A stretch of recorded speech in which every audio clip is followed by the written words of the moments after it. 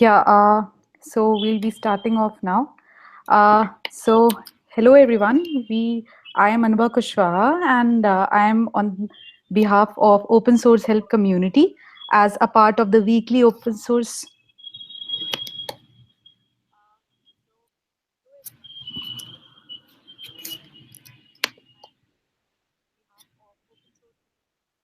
So uh, yeah, so as I told, it's a part of weekly open source contributors chat session, and here we have Himanshu Mishra along with us. So a little bit about Himanshu Mishra. Himanshu is a pre-final year undergrad student at IIT Kharagpur.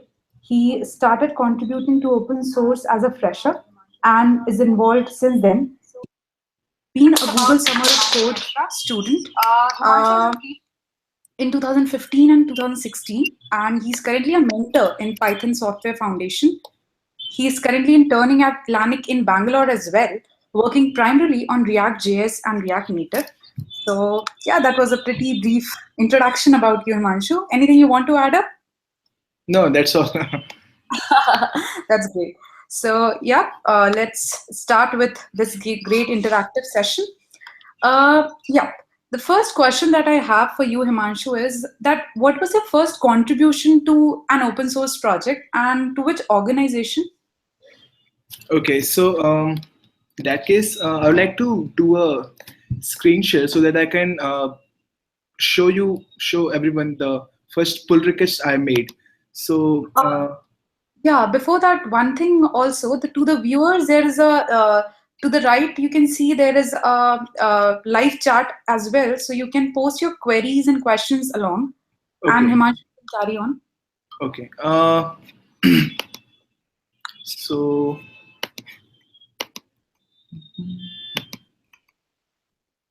yeah, is it visible? Let me Cool. check. Yeah, it's visible. Okay. So these are the pull requests that I have created on GitHub. It was surely on GitHub. It was the first open source platform that I chose, Okay. and so this was the first pull request I had made. It was to a pet project which used to convert numbers into Indian versions of how do we say numbers in Indian version. But this is the first merged pull request that I had created, and it was to the organization NetworkX. NetworkX is a library written in Python for graph Yeah, yeah. theory. And Okay. my brother told me about this library. It was listed under Python Software Foundation's GSOC page, and hence I checked it out. And the first pull request I made was sure a documentation fix. So as you can see, this was pretty much my first comment on GitHub contributing to an open source organization. And yeah, so it all started when I approached these people. I Mhm. posted on their mailing list. I said, hey, I want to contribute. Do you have any small fixes, small bugs that I can fix or contributor friendly issues? So they said, yeah, you can do this. And they were very helpful then. And as you can see, there are other people who are commenting on the issue, and there's my mentor. So everything is quite interactive on GitHub. So don't feel shy that okay, if I do this, will it be wrong? Will they reject my pull request or not? No, it's not going to happen, and they will review it. They will ask you for some changes, and yeah, that's all. So my first contribution to was to NetworkX, and it's a great library, and Okay. cool. Yeah, so that was pretty informative, and I think the viewers got a live demo as well. Okay, that was so informative. Now, moving on to my next question is that what were the major difficulties that you faced while starting with your contributions in the very beginning? What were the difficulties? So yeah, so there was definitely shyness of approaching people who are doing actual work, and you sometimes feel that will my work will my work will be appreciated or not, and you feel that I'm not capable of, I won't be capable of doing this.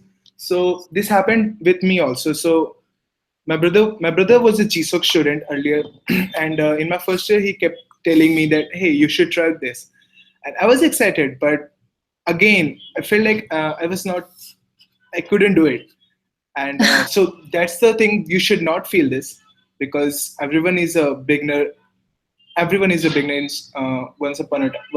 once in his life. And yeah, so, and the other thing was dealing with how GitHub works, how version control works, and these were pretty messy. There were lots of times when I just deleted my repository if I thought I messed up. So yeah, so it's good that you try on GitHub, but it's better if you can practice it before on your personal projects. As you can see, my first contribution was not to a personal project, but to a organization as well. So it's great. You should definitely create repositories on GitHub. You should practice Git as much as you can. And yeah, those were the difficulties that I faced. Yeah, so I think that's very necessary for people to know that these are the very common problems and they shouldn't leave it in between. Yeah, So sure. thanks for telling that, Himanshu. Okay, so the next one is that what open source organizations or projects are you involved with these days, the current ones? Okay. Um, for open source organizations, I would say that Networks has a great community of developers, and I felt like I was missing out on them. So I'm not a part of Networks right now, but Okay. I'm a part of an organization called Stingray Software, and Okay. it develops softwares for astrophysicists. And this was my second year's GSOC project, and Oh, and I'm a mentor in that organization right now. So yeah, I'm involved in Stingray Software, can you, and yeah, yeah. go ahead, go ahead. Yeah, sure. And apart from that, I try to look around for the hacks available on GitHub. So basically, the thing with me is that I'm very curious about learning how computers work and how I can solve my own problems. And Hmm. in this process, I find out a lot of cool projects on GitHub, and which really help me to be more productive. And if I feel that the problem that I have currently is not available on GitHub, I just try to create them. So there are a couple of projects which I have created on Mhm. GitHub, and I try to maintain them properly. And Okay. sometimes it gets hectic, then I just add People. contributors as yeah, so they can review and they can merge code and all. Yeah, that's the beauty of open source, right? True, yeah. Sometimes I feel, why are they doing this? But yeah, that's exactly what I did. So Yeah, yeah. So that's super great that you are involved in so much and you are involving and being inspiring so many people. Uh, okay, so a very interesting question now. What's the coolest thing that you have coded till now, or you got the chance on working on? It's something like very on a personal level that, yeah, okay, so that's a there's an or in the question, so I'd like to answer both parts. yeah, sure. So the coolest thing that I worked on was, I'd like to start from the beginning. So in Python community, whenever you open a pull request, whenever you propose some code changes, Mhm. the reviewer will see, okay, the logic is correct and everything is correct. You can modify it and all. But there is something called Python's code guideline, and it's called pip8. And Python developers go crazy over pip8, because everyone in the Python community wants to read code exactly how they want. So there should be spaces, there should be indentations of 4 characters and all those things. Their So guideline. yes, basically the coding guidelines. So they go crazy, and sometimes it gets kind of irritating for the maintainers to just point out those mistakes. Hmm. And that's why I thought I can make a bot, an integration for this. So yeah, I started developing something called Pepate Speaks, and Mhm. it is a GitHub integration which just comments over a pull request if it involves a Python file, and just points out the corrections that the contributor can make. And Oh. Yeah. It was quite fun interacting with how GitHub works, how GitHub API works, and how you can maintain a constant running server and blah blah blah, all those things. So it was great until a GSOC organization called SunPy Mhm. installed it on their repository, and Okay. it was so amazing that now what I did is actually being used. And after SunPy installing it, AstroPy installed it. Then AstroPy is another organization under Python Software Foundation, and then it kept going on. Scikit Image is a Python organization for image processing. It also installed it. Then Scikit Learn Contrib installed it, and now I can't I can't maintain it now. So I have to keep going through the comments, how they are responding to it. Mhm. It's like a mini mini software package that I have to maintain. That would be the coolest thing that I made. Yeah, And yeah. yeah, and the coolest project that I'm working on is right now here at Elanic. Okay. It has it's so the current Elanic's app for iOS is built on React Native, and React Native is pure JavaScript. Hmm.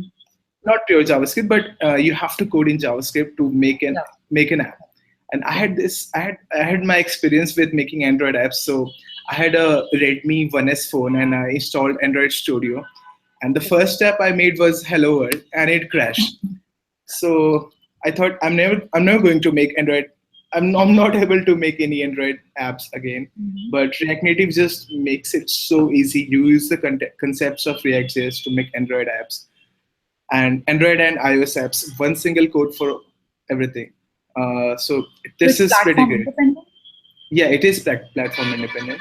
So Okay. there's just one piece of code, and you can compile it for iOS and Android. Actually, Instagram, Messenger, these apps are built in React Native. React Native is built in Facebook. Yeah. So yeah, so this is the coolest thing that I'm working on right now. I'll So yeah, I think for the reviewers, it's a great piece of info. They can definitely dig into this deeper and explore it, as Himanshu told. Himanshu, we have one question from the viewers that I think it's mainly related to the usage of GitHub. They are asking that should we use GitHub desktop app or terminal-based Git tool? Yeah, that's an interesting question. Yeah. So generally, what happens is when a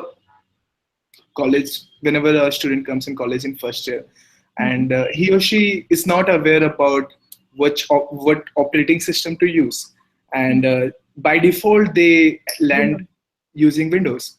So now Windows has a complex process of using Git and setting proxy if it's there in the campus, and so it's very complicated to use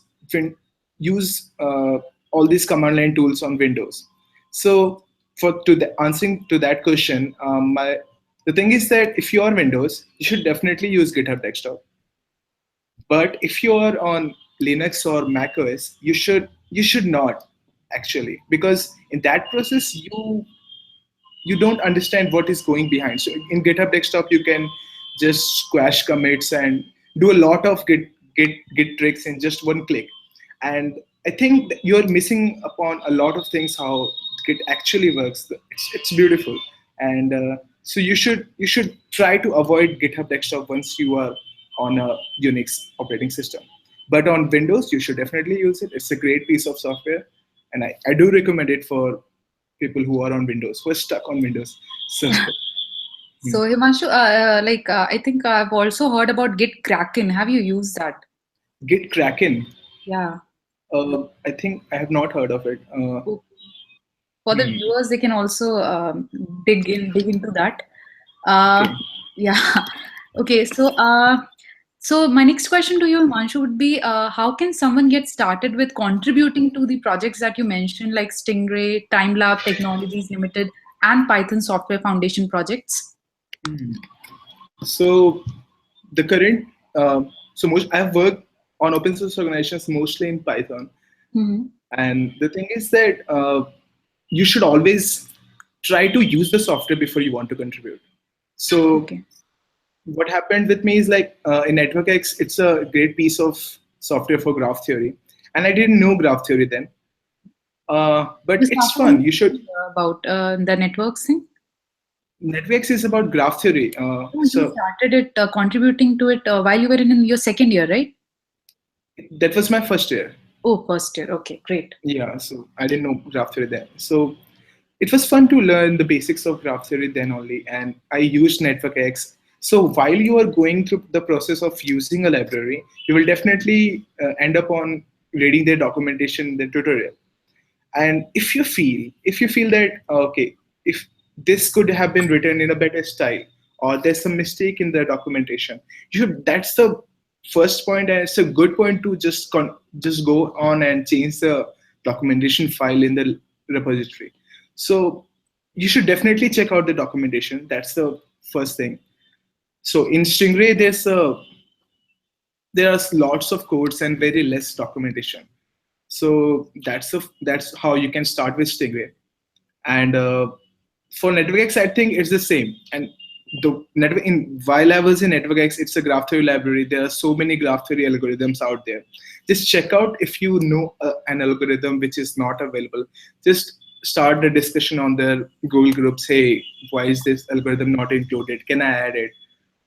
This is kind of same for any concept based scientific Python library. So for example, scikit image, there are so many image processing algorithms. If you feel that one of those algorithms is not available, just discuss with the maintainers, hey, can I work on this, can I add on this, or just check out their GitHub issues. So what they do is, if they want some new algorithm, just and if it's a beginner friendly issue, they just create it on the GitHub, and you can just check out what are the discussions have what are the discussions are there, and you should just try to approach them. I want to work on it. It's okay to just leave a comment. Hey, I'm interested, and they surely respond. So these are and so these are the about the organizations. For my personal projects, yeah, Uh, the hmm, um, yeah, it would be really great if we could have a live demo of if there is like by bugs they are being tracked or whatever features that okay, GitHub allows. So it would be easy for the okay. newcomers. Hmm. Yeah, So yeah, I can start with a bug in my personal project, if yeah. that's How to okay. locate a bug that it's a beginner issue or how Sure, to start. Yeah, sure, that way. sure. So Yeah. I'll do the screen share.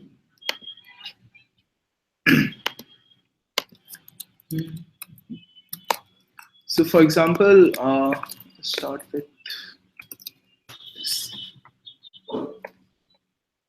So this is the repository main landing page on GitHub. This is how it looks. There's a description. There's a URL. This is the source code, and there's a README. Must check out the README first. Read about why is it there, what features are there, and how you can install and use it. First, if you're when you're done with using it, uh, so there are two ways how you can improve this software or how you can contribute to it. First thing is you should definitely listen to your own instincts. If you feel that hey, suppose this command is can be modified or it can be changed, or you feel like there should be one more command, what you can do is you can go to these issues. This is called a bug tracker, and you can go to this issue, and then you can simply create a new issue, and you can like uh, we can add blah, and you can leave a comment like blah can do this and that, and in the last line you can say if that's okay, I would like to work on it. So if when you create an issue, the maintainer of the repository will reply to you. Sounds good. So you can proceed with the work, and so that's when your coding part begins.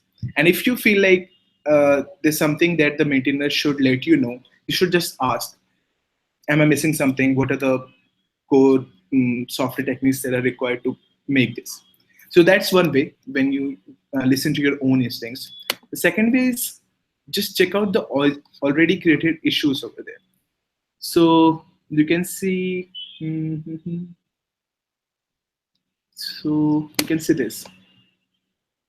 This is a proposal by a person who says that the key command should be. So this is a new enhancement proposal, and the maintainer responds, and then he gets a reply back. So if you feel like you can jump in, just leave a comment. This sounds interesting, and I would like to work on it. And when you do this, also try to figure out how you can do it. So if you can add a line, I think this can be done in this way, and this actually helps. The maintainer understands that hey, you're actually doing some work to contribute to this project.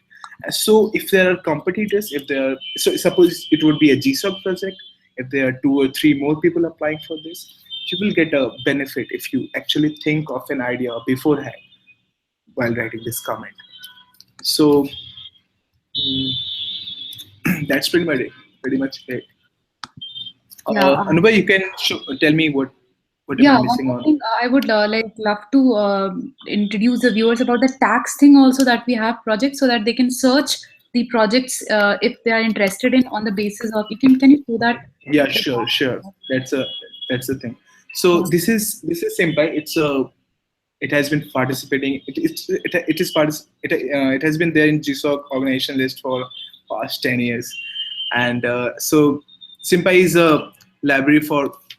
It's a computer algebra library for dealing with symbolic mathematics. So just check out their issues, and there's something called labels. So there are 2,420 issues. Obviously, you can't go through all of them. So there's something called there's something which every organization does. It's beginner friendly issue. It's not. I think it would be easy to fix. Yeah. So so you have to go through the labels to understand Yeah. what they mean. So easy to fix is actually created for people who want to create their first pull request, and this is something which the maintainers can do technically, but they won't, because they want more people to come and try give their hands on this project, and they will learn a lot of things in while fixing this issue. So yeah, this is an easy to fix issue. There are lots of them, and while starting to contribute to this project, you should definitely check out the easy to fix issues first if you're a beginner. And it depends on you. If you understand the library well, you can start with any issue. That's no problem. So you can So see even the tags are there for the you only to contribute, right, Himanshu? yeah, Come sure. contribute. Mm. Yeah. And one more thing, like along with the projects, we also have managed topics section. Like in even your project, I saw you had whether it's Django, Python, what's involving. So I think that also we can elaborate. Um, I didn't Yeah. get it actually. In the code section, you can get the managed topics thing where it tells you like what all things are involved, like Django, Python, Oh, just where in the mm, description section actually. okay. Yeah. Can you help me figure out Yeah, where? just click on the code thing, like the SymPy only. Okay, cool. Uh, Yeah, this? code. Okay. Yeah, Are just you you can see this okay? Python math. Yeah, this. Yeah. All right. So this is a new feature of GitHub. Yeah, sure. So if you're interested in computer algebra, you can simply search by tags, and you'll find all the libraries which are present here. So yeah, Yeah. this is pretty interesting. If you are interested in math, Python, you can find it. You can understand that yeah, this library uses this. If you see some JavaScript here, and you would probably want to contribute if you know JavaScript. And if you don't see JavaScript, that means it does not use. So yeah, GitHub tags actually help for identifying, for getting a brief understanding about what this library is based upon, and all those things. Yeah, Mm. that's what. Mm, okay. There is one viewer who is requesting that can we see a live bug fixing? I don't think that's possible. Whoa, that will take me a lot of time. Yeah. um, so Can you? I can go through some basics of live bug fixing. That's no problem. Yeah, Um, that would be helpful. So suppose if you want to contribute to this, I'll start with someone else's project. So suppose this is a project and it uses GitHub API and based on music, and I know GitHub API and I want to contribute this. So this is the original repository. What I do is I create a copy of this repository at my place where I can experiment and all. So this is called forking, and I will just simply create a new repository where I have permissions and everything. And this is my fork. Yeah. So I can do anything here. I can delete all the code and it won't matter because the actual code is over there. So this is where I can start working on. So suppose there is some bug on the actual repository. I don't know if it's there or not. But if it were there, uh, so there are two ways to contribute to a there were two ways to contribute to a GitHub repository or a GitHub project. And I can't go into detail because you should really check out how Git forking works and how you can clone and do all those things. But the one way is you can edit the code on your uh, browser itself. So that's a feature of GitHub. So you can see this code, and if you want, you can simply. So let's change the name of the.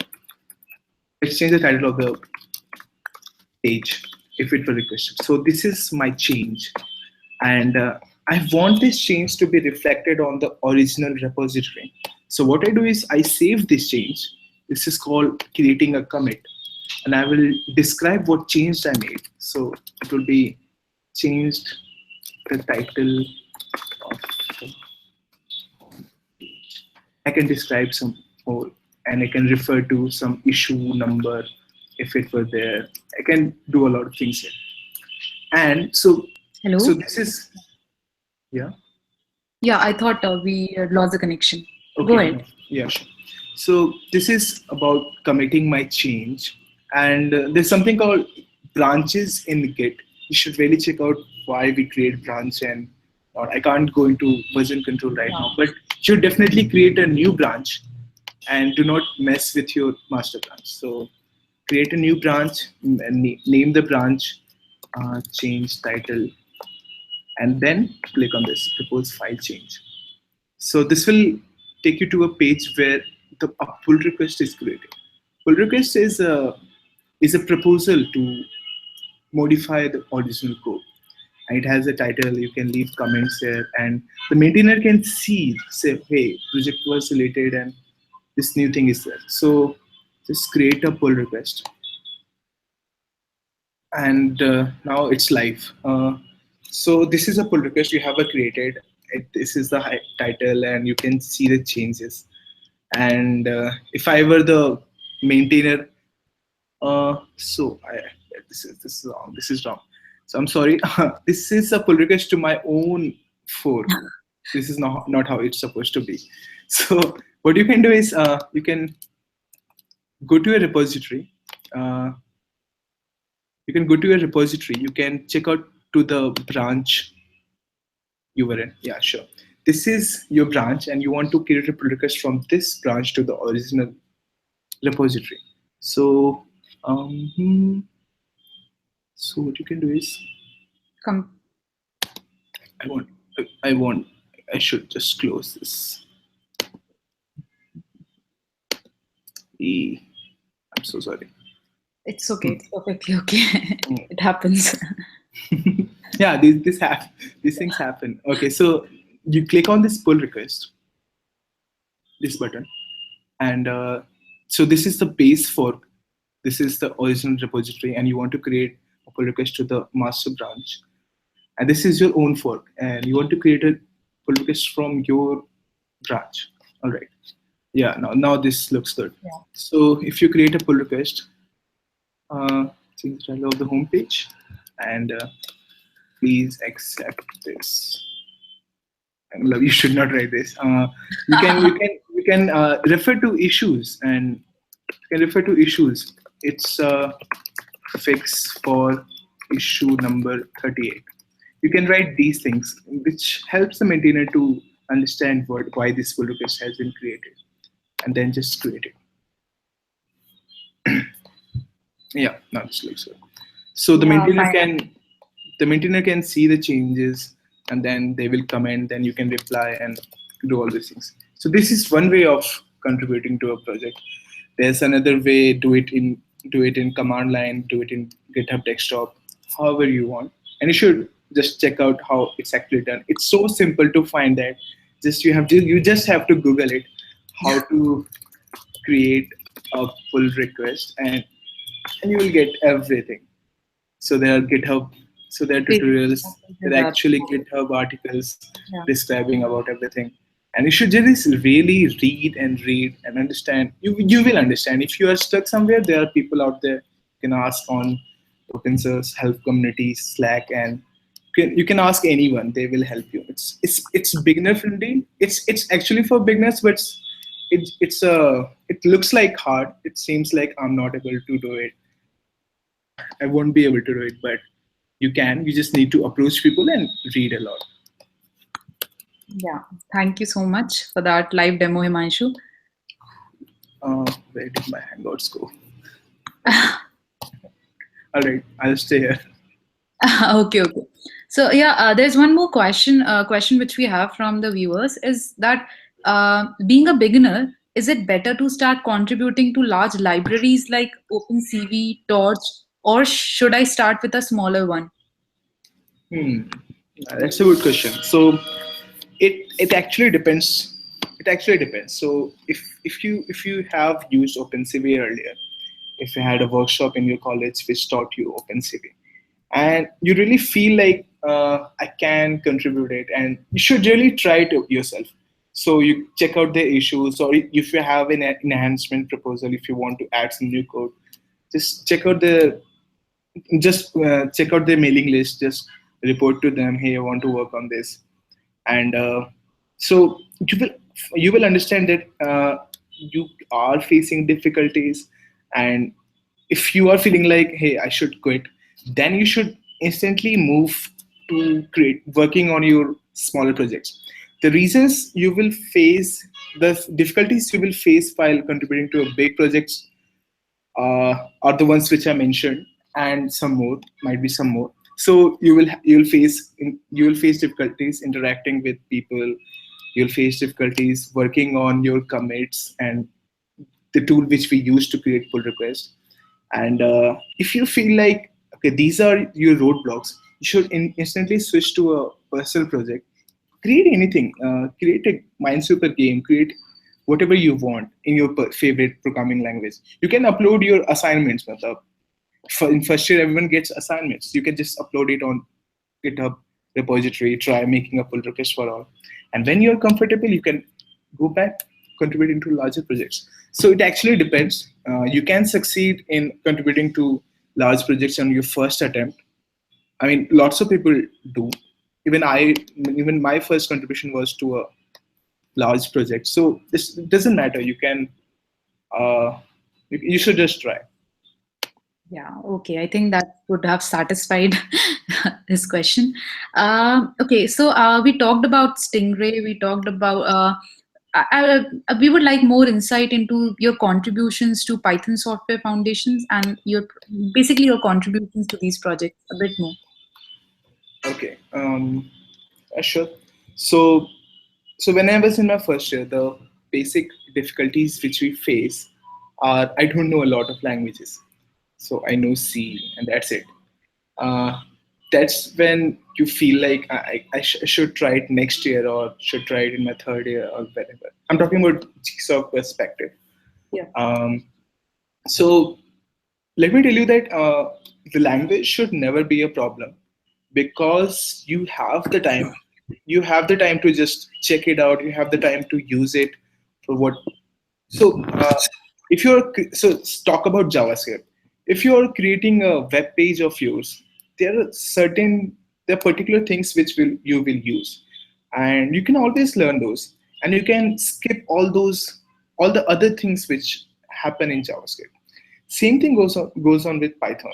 If you feel like, okay, this library called NetworkX, and so that's how it started with me. NetworkX it's a graph theory library, so there is a graph class.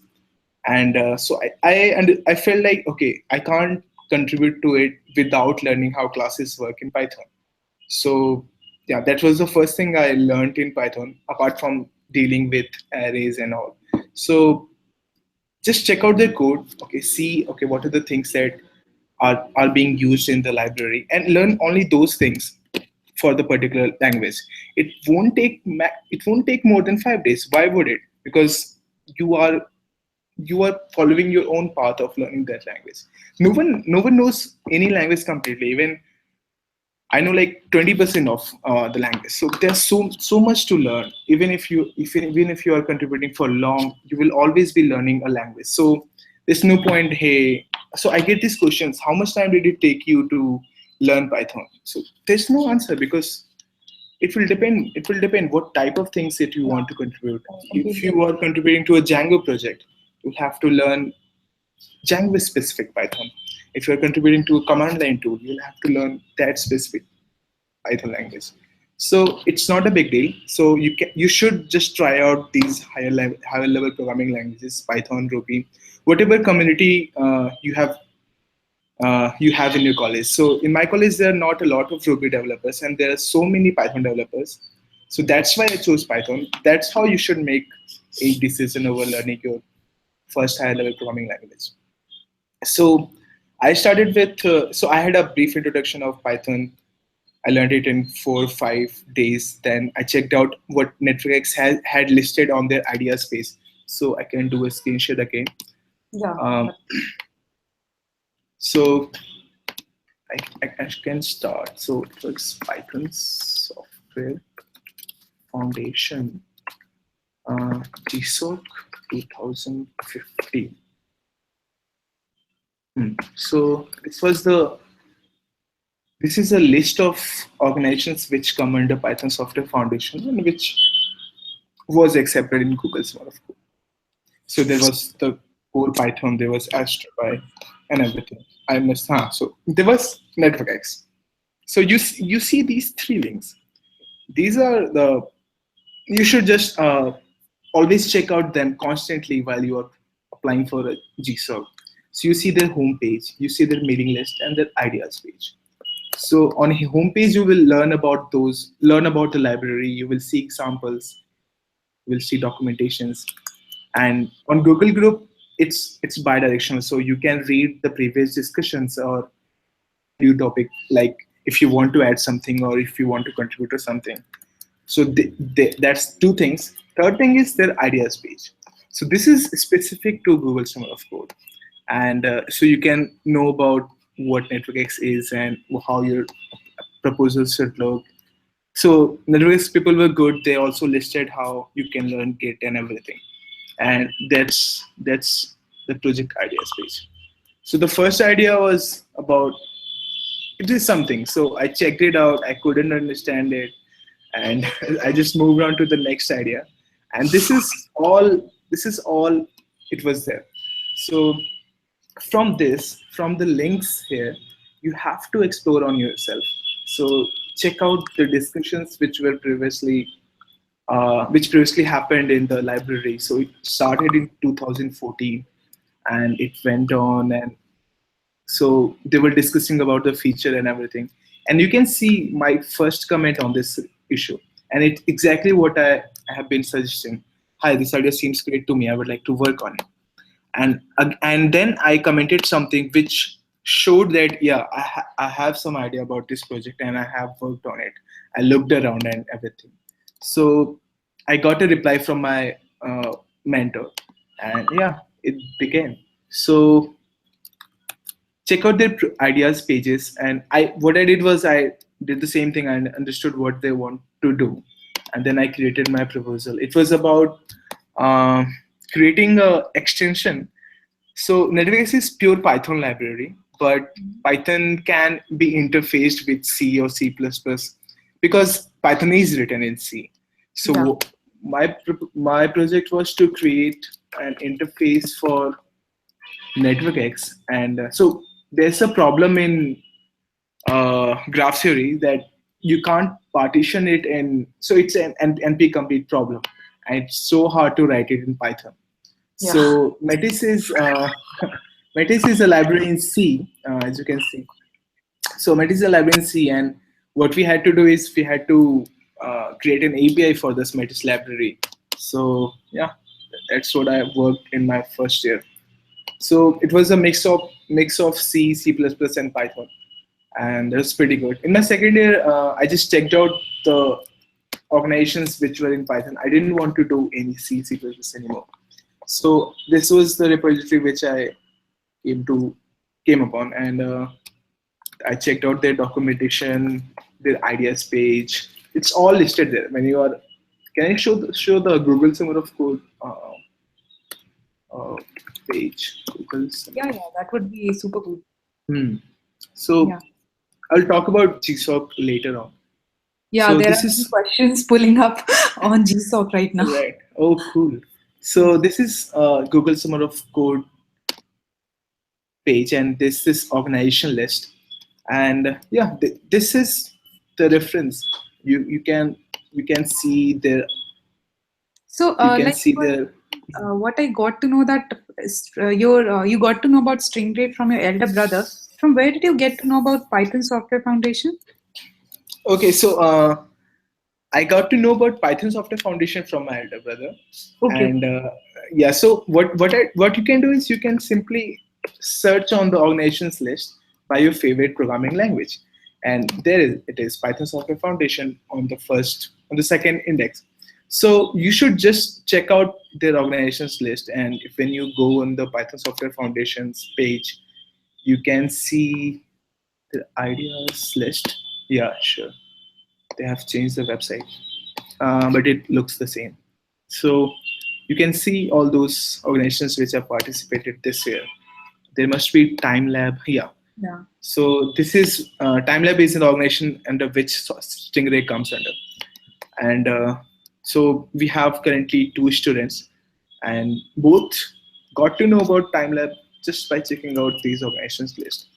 So it's cool if you have a community in your college, and Yeah. it's okay if you discover it on yourself and just later create a community in your college, and you can start. So Yeah, I was coming on that only. That like I've heard about Open Kharagpur Open Source Society. So yeah, it's like I've seen that there are so many members in it and it's quite active. So what are the primary goals of the society? okay, so Kharagpur had a great history in open source. So in 2012, Kharagpur had the most selections in Google Summer of Code starting from 2005. And Oh, then it declined all of a sudden. So then IIIT Hyderabad and its planning caught up. And when I joined in 2014, there were only 4 GSOC students from the college. And I had an idea about open source from my brother. So yeah, I tried to find out people who did GSOC.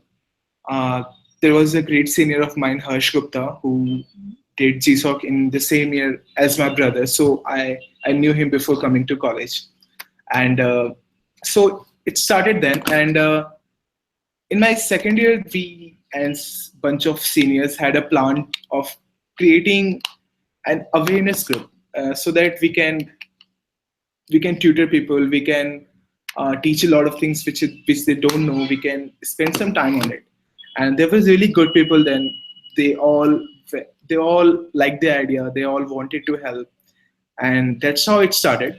So actually, the history of open source in Kharagpur goes back to 2001. There used to be a Kharagpur Linux users group, and there were some people who used to come on Friday night and let's chat.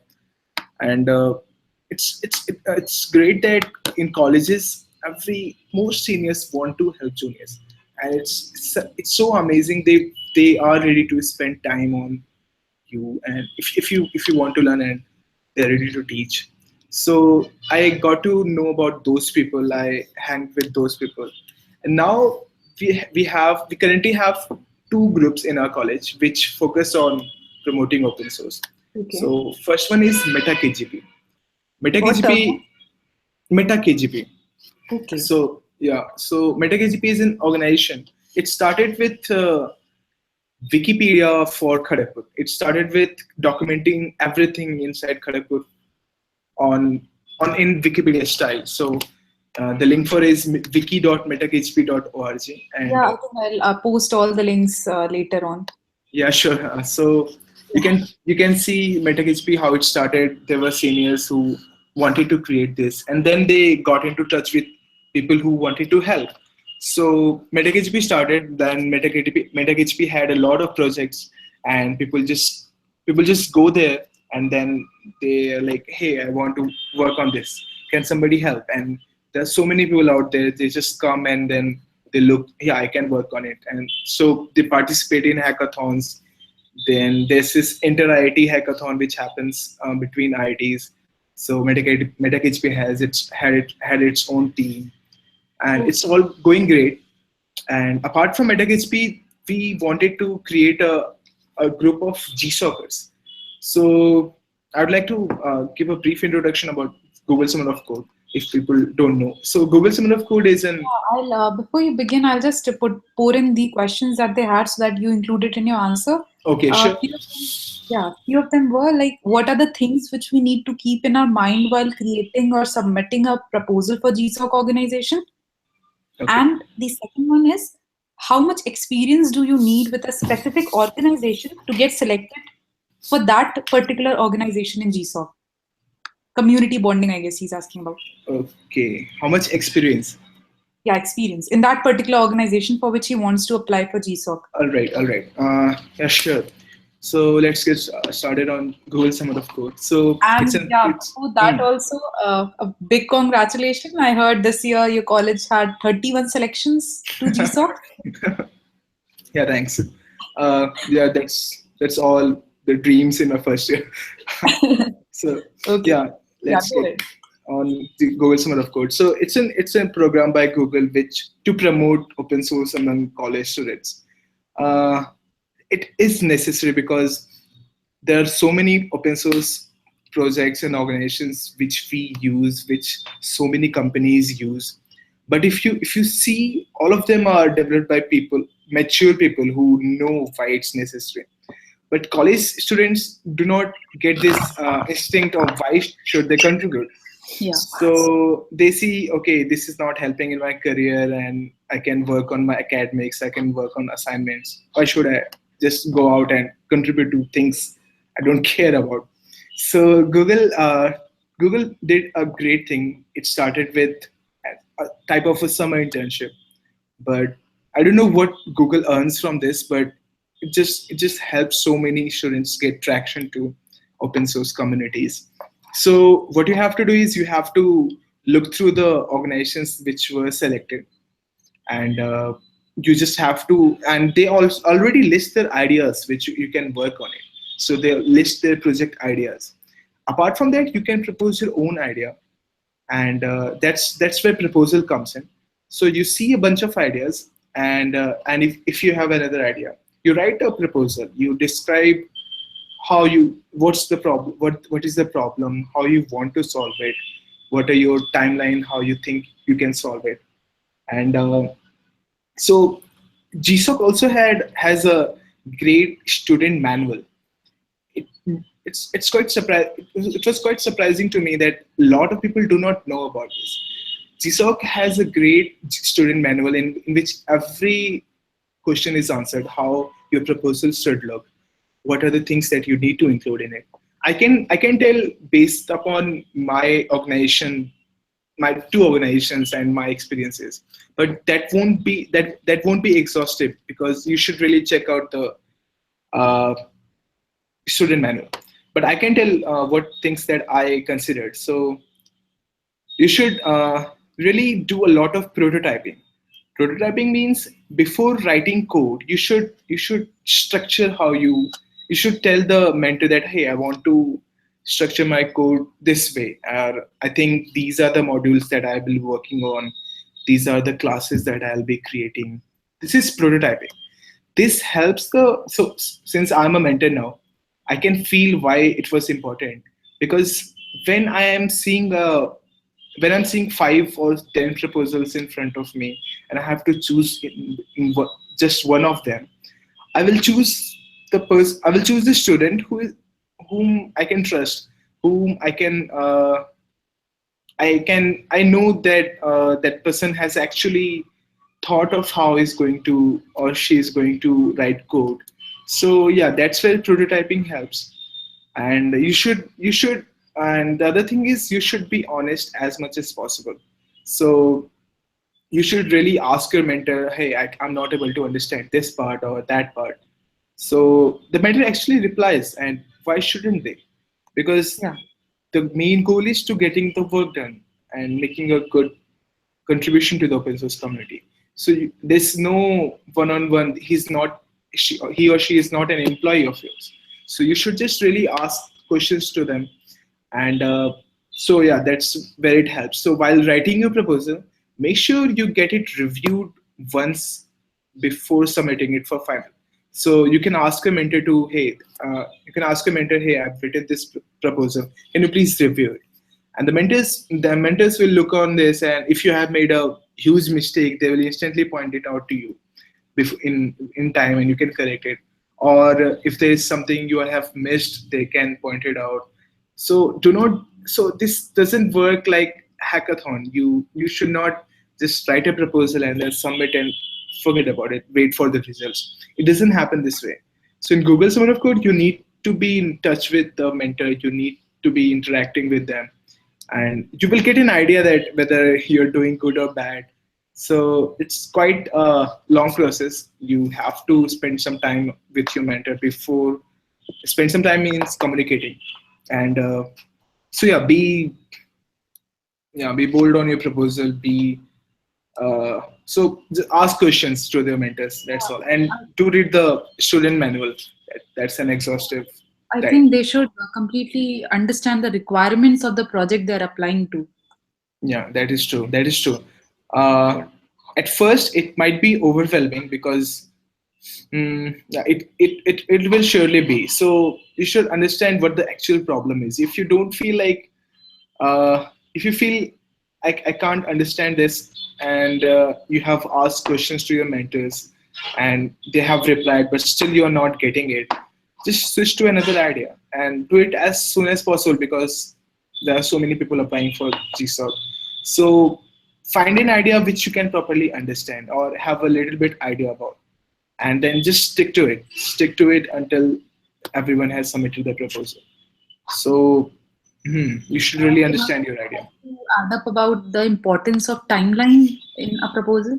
Yeah, sure. So timeline actually, so what GSOC proposal expects is that you propose a timeline for the next 3 months. How are you going to expand it? And you list about things that you'll be working on week 1, week 2, and everything.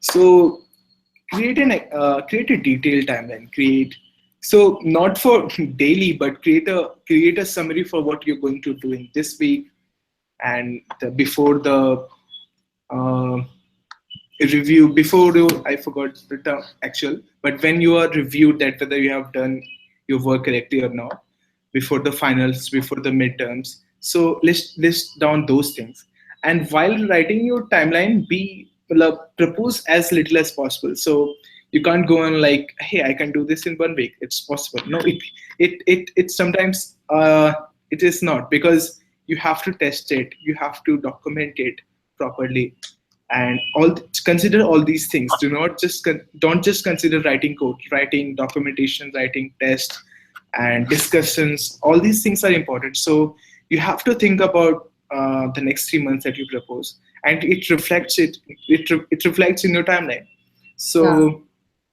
yeah, that's all. And yeah, I should mention this, that before writing your own proposal, check out what are the previously selected proposals of that organization. So as in NetworkX, I can do something. So in NetworkX, there's a wiki. So every repository has a wiki, and there they list things. So you can see all these proposals that were accepted or rejected. You will have to find it out. You can see my proposal. So this was the proposal which I wrote in my first year. and you can go through it. You can understand how everything is structured, how this is the timeline which I had proposed. So yeah, there's week 1, week 2, week 3 midterm evaluation. You can see I have mentioned, yeah, writing tests and yeah, documenting, fix bugs. You have to do this.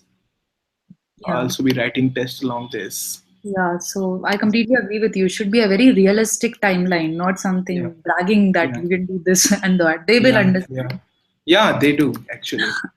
Yeah, and So the one question that he posted, that how much experience they should we have with a specific organization before all right, applying for it? all right. So it depends on the organization. So for example, Simpai has a great history of jigsaw proposals, and you can find these things out by asking the person of your contact in that organization. So you can ask anybody, you can ask me, I can refer you to someone who is a part of that organization, and you should ask that person, hey, I am total newbie and I want to contribute to Simpai. Is it possible that I can contribute? So it depends. So Simpai, what Simpai expects is you need to have at least 2 months of interaction, or more or less. I don't know the exact time, but and you can see that there are so many people contributing to Simpai. So GSOC starts in March, and you can find out people who are contributing since August, since September of previous year, and you should really find this out. So if you see someone contributing for so long, there's a greater possibility of him being selected than you. So that's the case with Simpai. Look, it depends on the organization. And if you talk about Stingray or TimeLab or NetworkX, so people don't come to know about it until GSOC releases their organization's list. So yeah, so in that case, everyone starts from ground one. So the proposals have started, and the ideas discussions have begun. So the thing is that then you don't need any experience at all. But for Simpai, you should have. I mean that if you start contributing to Simpai from March, and you propose a proposal in that month only, there's a little less probability that you'll be selected, because there's so many people contributing for long. So that's it. Contact to a mentor and ask how much experience do I need. Okay, that's a great answer. Himanshu, I'll be soon wrapping up with just few more questions. Sure. Okay, yeah. So, what is one thing that you would have done better while starting out that you would like to share with people who are now starting with contributing to open source? Is there any? Yeah, sure. There's a great quote that whatever you think is intelligence finally boils down to curiosity.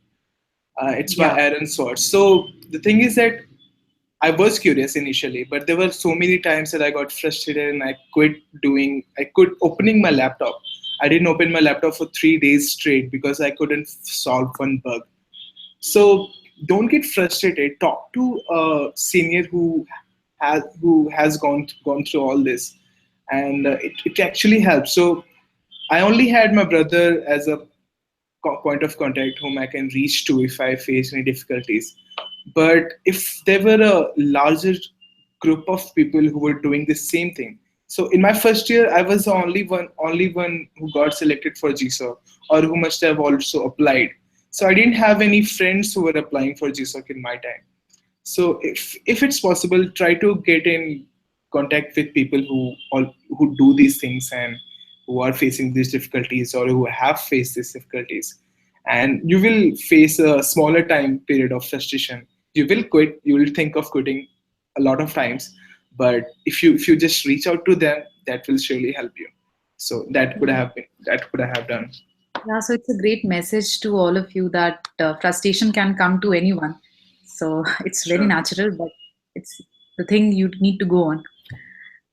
Okay, so my last question to you, Himanshu, would be that what are the things that you learn while contributing to open source that you would not have otherwise? Yeah. Mm, that actually defines my past 3 years of life. Yeah. Every every thought, every decision that I make has been influenced by contributing to open source. Thinking about how people approach people, how people manage teamwork, how they do things just because they want to help. And these are great questions, and you have to find an answer for yourself. But from the coding point of view, I like to share a story that so whenever I used to get vacations, I used to try new things which I had no idea about. So in my second year, I had no experience with Java, so I thought I should make something. So I made a Minesweeper game. It's there in my GitHub repository, and I learned Java in around 4 days. And so that just proves my point that you can learn a language quickly. And so I had to make a GUI interface for the game. So I learned that part of Java only, and that's okay. You only need to learn whatever you want. So I learned Java in 4 days. I created a game, and by any chance, I happen to post it on Reddit. So there is a subreddit, Learn Programming. Okay. It's a great community. If you are making something new, if you have a question to ask, just post it over there. So reddit.com/r/learn programming, and so I posted it over there. Hey, my first experience in Java, and I made this, and I was so overwhelmed that people came on my repository, they checked out my commits, they said, "Hey, you have this style of committing. Why not switch to this?" Or so they commented on my Git experience. They commented on my philosophy I used while transferring one object to another module. They said you can just this is how it works, but you can do this. And I at least got 10 people who reviewed my entire code, and I was so shocked. Why would anyone do this? So, of course, if I had made this game and I had compiled it into an Android game and just distributed to people without actually open sourcing the code, there's no point of learning anything in that. Yeah. If you can get new users, but you don't actually learn, you don't actually improve yourself. Yeah. So writing open source code really helps you and it actually helps speeding that process. Finally you'll get a job, you'll land in some company, and then you will be reviewed by your peers, your yeah, managers and all. But if you get into open source early, you'll have all those experiences in your college time.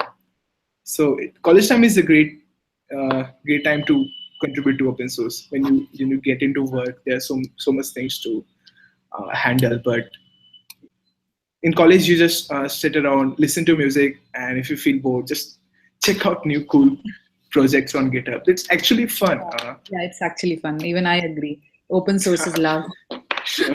We learn so much production level code, then even the perks which we get, that conferences, like even in Python, they have PyCon, right? Yeah, sure. SciPy, PyCon. Yeah. So So you get yeah, to it. you do actually. I applied for SciPy this year. I'll be speaking about my last GSOC project. It takes place in Austin, and so they Congratulations on that.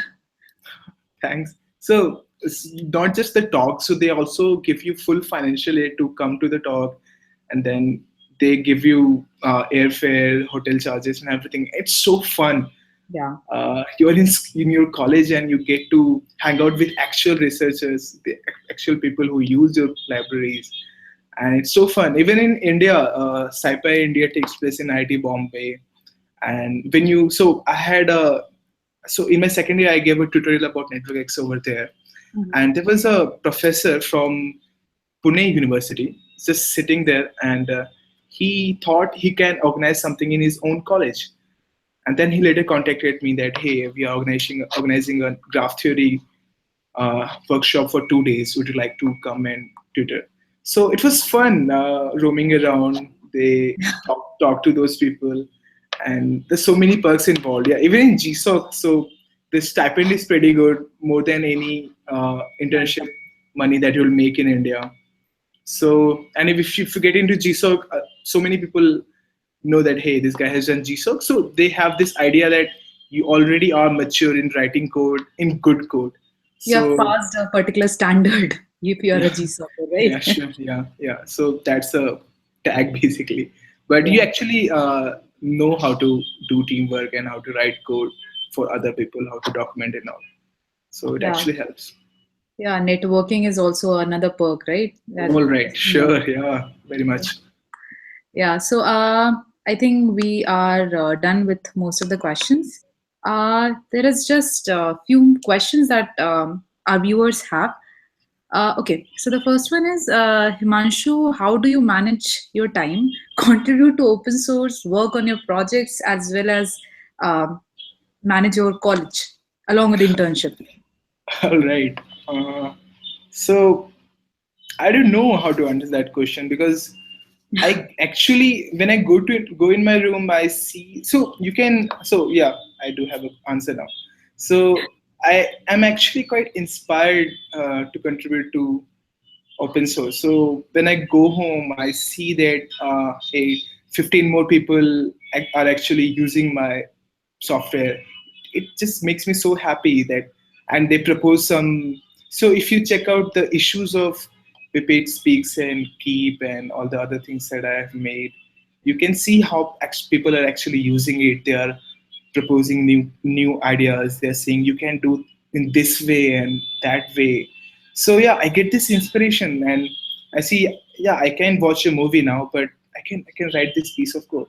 And I love Python. So just I have so much what do you call, so much love for Python that I enjoy it, and I would choose it anytime over doing some random stuff. So yeah, and I have a community mostly of programmers. So I mostly hang out with those people, and I get these ideas. And that doesn't make me any geek or anything because I'm also part of a literary society, and I was a governor in my third year, and I manage those things. So no one is actually busy in their life. It's all about priorities. So just set your priorities straight. So can you manage with 6 hours sleep or 7 hours sleep? You can, Yeah. sure. Just cut it down to that. Or is it important that you go out and well, just set your priorities straight. I have my priorities, and yeah, I do manage time.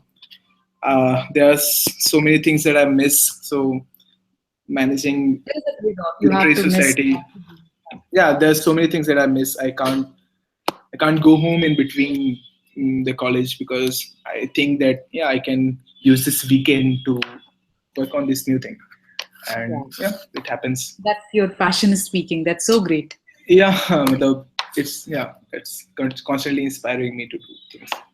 Yeah, that's great. The last question that we have from the viewers is that is this the right time to start contributing to the organization to which I am going to apply in next year's GSOC?